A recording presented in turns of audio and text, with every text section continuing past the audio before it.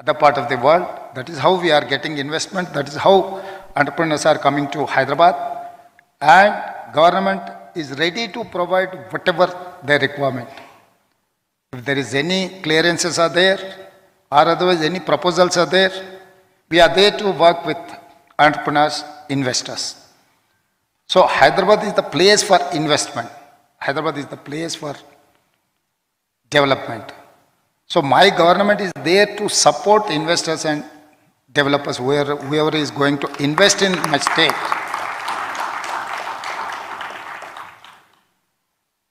So స్పష్టంగా మీ పెట్టుబడులకు రక్షణ కల్పించడమే కాకుండా మీకు లాభదాయకంగా మీ వ్యాపారాలు ఉండే విధంగా మా ప్రభుత్వం యొక్క ప్రణాళికలు ఉంటాయి.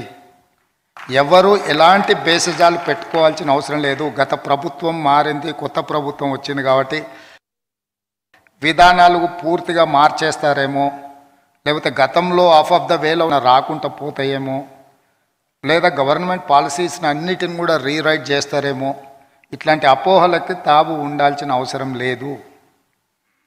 దాంట్లో భాగంగానే స్కిల్ డెవలప్మెంట్ నేను చాలా గట్టిగా నమ్ముతాను. సర్టిఫికెట్ అనేది జస్ట్ ఫస్ట్ ఇంట్రడక్షన్కి మాత్రమే పనికొస్తుంది. If it is degree or PhD or PG or anything. కానీ ప్రాక్టికల్గా వాళ్ళకి ఎక్స్పీరియన్స్ లేకపోతే, టాలెంట్ లేకపోతే they are not going to compete with next to him. So అందుకే మేము తెలంగాణ రాష్ట్రంలో ఉన్న 65 ఐటీఐలను ఈరోజు టాటాతో మేము ఎంఓయూ చేసినాము. జాయింట్ వెంచర్స్ కింద స్కిల్ డెవలప్మెంట్ ప్లేసెస్ కింద తెలంగాణలో ఉన్న గవర్నమెంట్ ఆల్ 65 ఐటీఐలను అన్నిటిని కూడా స్కిల్ డెవలప్మెంట్ కోసం వాళ్ళతో టైఅప్ చేసినాం. They are going to invest 2000 crores to improve these institutions. And also we have discussed with many university people like Tech Mahindra, Tata, Century. We have requested and we have initiated to establish skilling universities in Telangana. So ఇప్పటి వరకు ప్రభుత్వాల యొక్క నిర్ణయాల వల్ల skill డెవలప్మెంట్లో join అయితే diploma certificate వచ్చాయి. Because of that reason most of the students are not joining in those institutions. మేము ఇప్పుడు స్కిల్ డెవలప్మెంట్లో జాయిన్ అయిన వాళ్ళకు డిగ్రీ సర్టిఫికెట్ ఇవ్వాలని ఒక పాలసీ అమెండ్మెంట్ చేసినాం. దాంతో వాళ్ళు ఫర్దర్ ఎడ్యుకేషన్కి డిగ్రీ సర్టిఫికెట్ ఉపయోగపడుతుంది. సో మేము ఆల్మోస్ట్ HVL 10 డిస్ట్రిక్ట్స్లో 10 స్కిల్ యూనివర్సిటీస్ని ప్రారంభించాలి. Skill development particular in rural ఏరియాలో ఉన్న యూత్కి ఆ స్కిల్ డెవలప్మెంట్ యూనివర్సిటీస్లో అడ్మిషన్స్ ఇచ్చి రెగ్యులర్ డిగ్రీ లేకపోతే రెగ్యులర్ పీజీలు చదువుకుంటా ఇట్ సైడ్. సో కాంప్రహెన్సివ్ ఒక master plan 2050 master plan for Telangana మేము కన్సల్టెంట్స్ని ఆల్రెడీ ఇన్వైట్ చేసినాం. సో తెలంగాణ మొత్తాన్ని ఒక కాంప్రహెన్సివ్ ఒక సింగిల్ యూనిట్ కింద తీసుకొని తెలంగాణ రాష్ట్రానికి రాబోయే 100 సంవత్సరాలకు అవసరమైన ప్రణాళికలు రచించి ప్రపంచంతో పోటీ పడాలనేదే మా విధానము, మా ఆలోచన. నిన్నటి వరకు ప్రతి చర్చ మన దగ్గర ఉండే ఇన్వెస్ట్మెంట్స్ ఆంధ్రప్రదేశ్కి పోతున్నాయి, మన దగ్గరకు వచ్చిన ఇన్వెస్ట్మెంట్ కర్ణాటకకు పోతుంది, మన దగ్గరకు వచ్చిన ఇన్వెస్ట్మెంట్ తమిళనాడుకు పోతుంది, లేదా తమిళనాడుకు వచ్చే ఇన్వెస్ట్మెంట్ మనం తెచ్చుకున్నాం. ఇట్లాంటి చర్చలు జరుగుతున్నాయి. నేను విత్ ఇన్ ద కంట్రీలో కాంపిటీషన్ చేయడం అనేది హెల్దీ కాంపిటీషన్ అని నేను అనుకోవట్లే. తెలంగాణ రాష్ట్రం ప్రపంచంతోనే పోటీ పడాలనేది నా ఆలోచన, నా విధానం. ప్రపంచంతో పోటీ పడడానికి అవసరమైన ప్రణాళికలు ఏమున్నా మీ వైపు నుంచే మేము మీ సూచనలు, మీ సలహాలని, మీ ఎక్స్పీరియన్స్ని అంతా కూడా తెలంగాణ కోసం ఖర్చు పెట్టండి. మీరు ఈరోజు ఇక్కడికి వచ్చిన స్థాయికి ఎదిగిందంటే మీ వ్యాపారాలలో మీరు రాణించున్నారు అంటే మీకు ఇండివిజువల్ టాలెంట్ ఉంది కాబట్టి అప్ టు ద మార్క్ మీరు వరల్డ్తో మీ ఫీల్డ్లో కాంపిటీట్ చేస్తున్నారు కాబట్టి ఈరోజు ఇక్కడికి రాగలిగినారు. సో మీ ఎక్స్పీరియన్స్ మీ వరకే పరిమితం చేయకుండా దాని గవర్నమెంట్తో కలిసి మీ ఎక్స్పీరియన్స్ని షేర్ చేసుకుంటే భవిష్యత్ తరాలకు మనం ఒక మంచి రాష్ట్రాన్ని, అభివృద్ధి రాష్ట్రాన్ని అందించడానికి అవకాశం ఉంటుంది. కాబట్టి అందుకే ఈ ప్రణాళికలలో regional outer ring road to regional ring road మధ్యలో ఒక డ్రై పోర్ట్ ప్లాన్ చేస్తున్నాం. ఇప్పుడు ఫార్మాసీ జరుగుతున్నాయి. నేను 2-3 సార్లు వివరించే ప్రయత్నం చేస్తున్నాను. 25,000 or 30,000 ఎకర్స్లో బగ్ డ్రగ్ ఫార్మా పెడితే అక్కడ వచ్చే పొల్యూషన్ కానీ అక్కడ జరిగే పరిణామాలు భవిష్యత్తులో హైదరాబాదు నగరం యొక్క అభివృద్ధి మీదనే ప్రభావితం చేసే అవకాశం ఉంది. అందుకే మేము ఫార్మా సిటీ నుంచి ఫార్మా విలేజ్ల కింద 12 to 15 క్లస్టర్స్ కింద విడగొట్టి డిఫరెంట్ ప్లేసెస్లో 2000 to 3000 ఎకర్స్ ఆఫ్ ల్యాండ్ మేము అక్వైర్ చేసి డిఫరెంట్ ఇన్వెస్టర్స్ని డిఫరెంట్ లొకేషన్స్లో యాంకర్ పార్ట్నర్ కింద తీసుకొని వాళ్ళను ఫోకస్డ్గా పెట్టుకొని ఇన్వెస్ట్మెంట్స్ వచ్చే విధంగా ప్రణాళిక చేస్తున్నాం. వన్ అండ్ ద సేమ్, మీరు ఒకే దగ్గర అంటే ఇచ్చేసే కంటే వాటిని క్లస్టర్స్ కింద విడగొట్టి హైదరాబాద్ నగరానికి రావడానికి హైదరాబాద్ బెంగళూరు కావచ్చు, హైదరాబాద్ విజయవాడ కావచ్చు, హైదరాబాద్ నాగార్జున సాగర్ కావచ్చు, హైదరాబాద్ నాగ్పూర్ కావచ్చు, హైదరాబాద్ గుల్బర్గా కావచ్చు, హైదరాబాద్కి రావడానికి ఆల్మోస్ట్ ఒక 14 రేడియల్ రోడ్స్ ఉన్నాయి.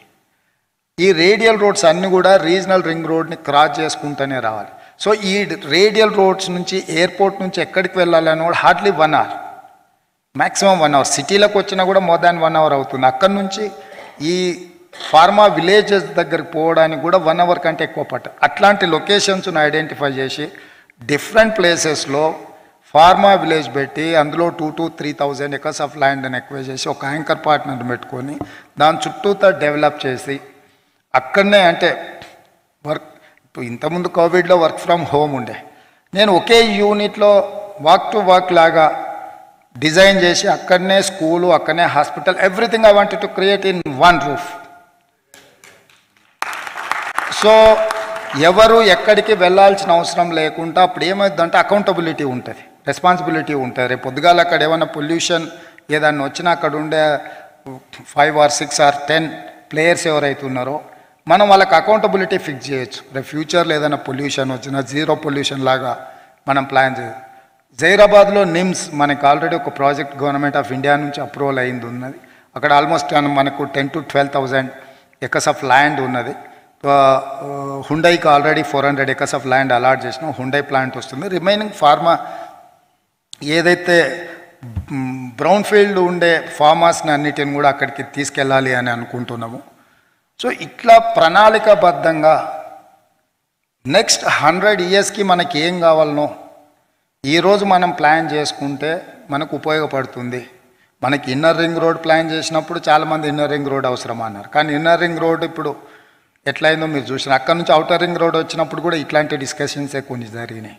అంటే మనం ఒక ఇన్నోవేటివ్ ఐడియాతో ముందుకు వచ్చినప్పుడు ప్రోస్ కాన్స్ ఎప్పుడు ఉంటాయి, డిస్కషన్స్ ఉంటాయి. సో వాటిని దృష్టిలో పెట్టుకొని మనం చేసే ప్రయత్నాన్ని ఆపితే దానివల్ల రాష్ట్రానికి ప్రయోజనం ఉండదు. అందుకే నిన్న గవర్నమెంట్ ఆఫ్ ఇండియాతోని గవర్నమెంట్ ఆఫ్ తెలంగాణ డిస్కషన్ చేయడం, మినిస్టర్స్ని కలవడం అనేది it is not an political deal, it is an administrative matter. So అందుకే ఇంత హెక్టిక్ ప్రోగ్రామ్స్ ఉన్నా కూడా మేము నిన్న వెళ్ళి నితిన్ గడ్కరీ గారిని కలిసి కంప్లీట్ రీజనల్ రింగ్ రోడ్ను ఒక నేషనల్ హైవే కింద దానికి ఒక నెంబర్ ఇచ్చి దానికి కావలసిన సపోర్ట్ గవర్నమెంట్ ఆఫ్ ఇండియా నుంచి ఏం కావాలనో వారిని వెళ్ళి కలవడం జరిగింది. అంతకంటే ముందు ప్రధానమంత్రిని కలవడం జరిగింది. కన్సర్న్ మినిస్టర్స్ని అందరినీ కూడా రైల్వేస్లో కానీ జలశక్తి మినిస్టర్ కానీ మాకు ఎలాంటి భేషజాలు లేవు అని చెప్పడానికే నేను ఈ సంఘటనలన్నీ చెప్పదలుచుకున్నా. ఎలక్షన్స్ అయిపోయినాయి, రాజకీయాలు పోలింగ్ ముగిసిన తర్వాత రాజకీయాలకు కూడా విరామం ప్రకటించాల్సిన అవసరం ఉన్నది. ఇప్పుడు మా ఫోకస్ అంతా అభివృద్ధి మీదనే. ఈరోజు మీరు పిలిచినా మేము ఎందుకు ఇక్కడికి వచ్చి మీతో కూర్చుంటున్నాము అని అంటే ఇందులో మీరు ఎక్స్పర్ట్స్, మీ నుంచి నేను నేర్చుకోవాల్సిన అవసరం ఉంది, మీ నుంచి మీ అనుభవాన్ని తీసుకోవాల్సిన అవసరం ఉంది, మీ అనుభవాన్ని రాష్ట్రానికి పంచాల్సిన బాధ్యత ఉన్నది. నెక్స్ట్ జనరేషన్స్కి డైరెక్షన్ వేసుకున్నారు. ఇప్పుడు సర్టిఫికేట్ తీసుకొని వస్తున్నాడు కానీ బయటకు వచ్చిన తర్వాత వాళ్ళకి ఎక్కడ వెళ్ళాలనో తెలియదు. ఏం చదువుకున్నోడికి 50,000 జీతం వస్తుంది, బాగా చదువుకున్నోడికి 15,000 కూడా జీతం ఇవ్వడానికి రెడీగా లేరు. ఇక్కడెక్కడో గ్యాప్ ఉంది. మనం చిన్న ఇల్లు కట్టుకుంటే కూడా సైట్ సూపర్వైజ్ కోసం ఎత్తుకుతే ఎక్స్పీరియన్స్ ఉన్నోడు వస్తేనేమో మనం 50 ఇస్తున్నాం. ఇంజనీరింగ్ చదువుకున్న వాళ్ళు 15,000కు జాబ్ చేస్తాం సార్, ఏదైనా ఉద్యోగం ఇప్పించాలని వస్తారు. ఆల్మోస్ట్ ఎవ్రీడే మా కాన్స్టిట్యున్సీ నుంచో తెలిసిన వాళ్ళు చాలామంది పిల్లలు వస్తుంటారు. తక్కువ శాలరీతో పని చేయడానికి ఎవరు వస్తుందంటే ఇంజనీరింగ్ సర్టిఫికేట్ తీసుకున్న వాళ్ళు వస్తుంది.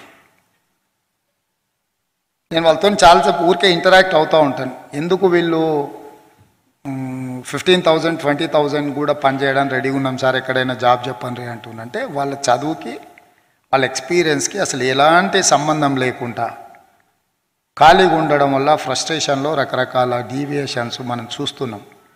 రాష్ట్రంలో. ఒకప్పుడు మన దగ్గర ఎప్పుడు గంజాయి, డ్రగ్స్ ఇట్లాంటివి వినిపించేదే కాదు. ఈరోజు ఏ రోజు పేపర్ తెరిచినా ఇట్లాంటి వాటిని మనం చూస్తున్నాం. వీటన్నిటికీ కారణం యంగర్ జనరేషన్ ఎంప్లాయ్మెంట్ దొరకకపోవడం, లేదా వాడికి సర్టిఫికెట్కి వాడి ఉద్యోగానికి పొంతన లేకపోవడము, సర్టిఫికెట్ రాగానే ఏదో అయిపోతామని ఊహించుకొని ఏది కాకపోవడం వల్ల నిరాశ నిస్పృహలతోని ఇట్లాంటివి సమాజానికి చెడు జరిగే విధంగానే పరిణామాలు ఉంటున్నాయి. కాబట్టి వీటన్నిటి నుంచి బయటికి రావడానికి మీ అందరి సహకారం అవసరము. మా ప్రభుత్వం మీకున్న అనుభవాన్ని తప్పకుండా స్వీకరిస్తుంది. పర్టికులర్గా ఈరోజు మా ఎడ్యుకేషన్ సెక్రటరీ వచ్చినా, లేకపోతే మా పేషీ నుంచి మిగతా అధికారులు వచ్చినా, లేకపోతే ఇండస్ట్రియల్ సైడ్ నుంచి వచ్చిన వీళ్ళంతా మేమంతా ఎందుకు వచ్చినామనంటే మీ అందరితో కలిసి ఈ ప్రభుత్వం అనేది మీది మనది, ఈ ప్రభుత్వం అనేది అందరిది. మీరందరూ కోరుకుంటేనే మేము ఇక్కడ ఉన్నాం. పాలసీ పెరాలసిస్ రావద్దు అనేది నా ఉద్దేశం. ప్రభుత్వాలకు గుదిగుబండగా మారేది పాలసీ పెరాలసిస్. పాలసీలు చేయకుండా పిక్ అండ్ చూస్ నిర్ణయాలు చేయడం, లేదా సెలెక్టివ్గా కొంతమందిని ఎంపవర్ చేయడం అనేది ఎకానమిక్ గ్రోత్కి కానీ ఇండియన్ ఎకానమీకి మంచిది కాదు అని నేను బలంగా నమ్ముతాను. అందుకే మీకు లెవెల్ ప్లేయింగ్ ఫీల్డ్ ఈక్వల్గా కల్పించాలని, మీ టాలెంట్ని ఈ రాష్ట్రం గుర్తించాలని, మీరు ఏదైతే ఈ ప్రభుత్వంతో కలిసి పనిచేయాలనుకుంటున్నారో మీకు అవకాశాలు కల్పించాలని, మీ అందరితో కలిసి పనిచేయాలనేదే మా ప్రభుత్వం యొక్క విధానం. మా విధానంలో మీరు సహకరించండి. మేము ఏదైతే mega master plan for Telangana 2050 ప్రణాళికలు వేస్తున్నామో వాటన్నిటిని కూడా దృష్టిలో పెట్టుకోండి. స్టేట్ అభివృద్ధి, ఎందుకంటే హైదరాబాద్ లాంటి నగరం ఈ దేశంలో ఎవ్వరికీ లేదు, ఏ స్టేట్కు లేదు. ఇక్కడ ఉన్నట్లాంటి వెదర్ ఏ స్టేట్కి లేదు. ఇక్కడ ఉన్నట్లాంటి ఇంక్లూజివ్నెస్ ఎక్కడా లేదు.